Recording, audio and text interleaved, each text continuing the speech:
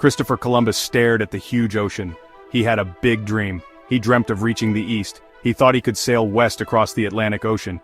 This was a really new idea back then. Many people thought he was crazy.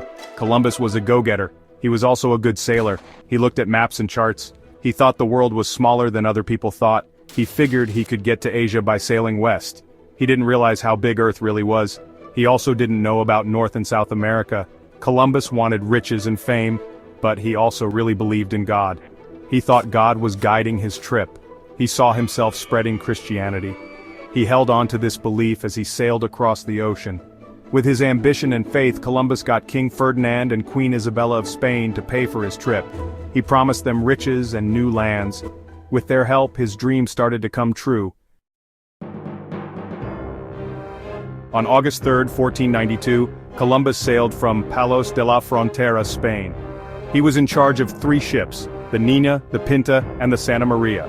The ships were small and crowded. The trip was long and dangerous. The sailors faced lots of problems. They fought storms and rough seas. They dealt with extreme heat and little food. Fear and doubt started to creep in. They had been sailing for weeks with no land in sight.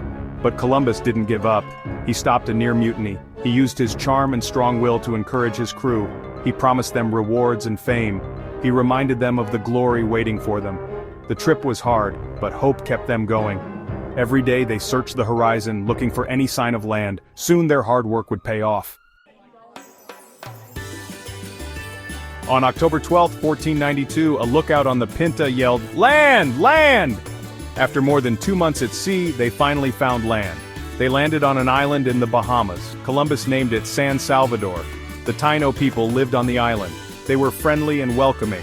They greeted the Spanish with kindness and curiosity. They gave them food and gifts. Columbus thought he had reached the Indies, so he called the Taino people Indians. He claimed the land for Spain. He wrote in his journal about the beautiful islands and the generous people. He saw an opportunity with the Taino. He thought it would be easy to convert them to Christianity. He also thought they could work for him and give him resources. This meeting, which seemed peaceful, would have huge consequences. Columbus's trips changed history. They connected Europe and the Americas. This sharing of goods, plants, animals, and even diseases is called the Columbian Exchange. Europeans brought back tomatoes, potatoes, corn, and chocolate from the Americas. These new foods changed European farming and cooking. They helped the population grow and the economy get stronger. Europeans also brought back tobacco and valuable things like silver and gold. These riches made European countries richer, but they also led to mistreatment and enslavement of the native people. Section 5, Seeds of Change, the impact on Europe and the Americas.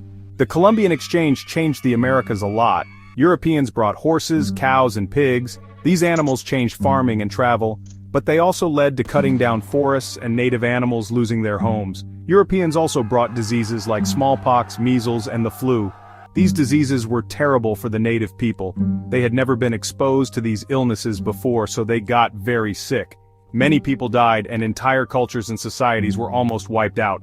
The new crops and animals changed the American landscape.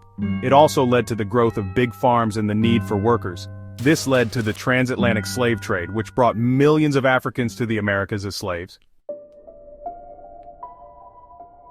Section 6. A controversial legacy: Columbus and the indigenous peoples. People have mixed feelings about Columbus. Some say he's the reason Europeans started exploring and trading with the Americas. His trips led to the sharing of ideas, cultures, and goods that shaped the world we live in today. But his arrival also started a time of conquest, colonization, and mistreatment. The native people of the Americas suffered greatly under European rule. They faced slavery, disease, and the destruction of their cultures. Columbus himself enslaved and hurt the Taino people. He saw them as a source of labor and riches. He made them work and gave them harsh punishments. He started a system of oppression that lasted for a long time. Section 7. Triumph and Tragedy, the complexities of exploration. Columbus's story shows us that history isn't always simple. It's a mix of good and bad, of progress and destruction. His voyages opened up new places and helped us understand the world better, but they also caused terrible suffering. We can't ignore the pain and mistreatment of the native people. It's important to remember both the good and bad things that happened, because of his voyages. People still talk about Columbus's legacy. Some see him as a hero and a visionary. Others see him as a symbol of colonialism and oppression. It's up to us to think about his complicated legacy. We must learn from the past and try to build a fairer and more equal future. Section 8. Beyond the Horizon, the Enduring Significance of 1492. The year 1492 is still a super important year in human history. Columbus's voyages broke down the walls between different parts of the world. They started a new time of global connection and exchange. They changed human history forever.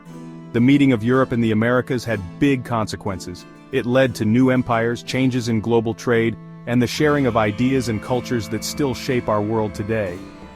Columbus's journey shows us how curious humans are and how much we want to explore the unknown.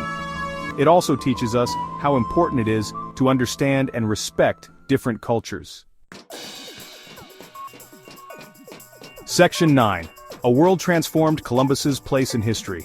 Christopher Columbus's voyages were a major turning point in world history. They were the start of globalization. They connected the East and West. They changed societies on both sides of the Atlantic.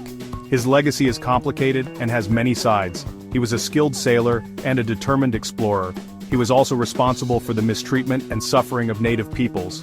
As we think about the 500th anniversary of his voyages, we must remember both the good and bad things that happened. We must learn from the past and work towards a future where exploration and discovery go hand in hand with respect and understanding.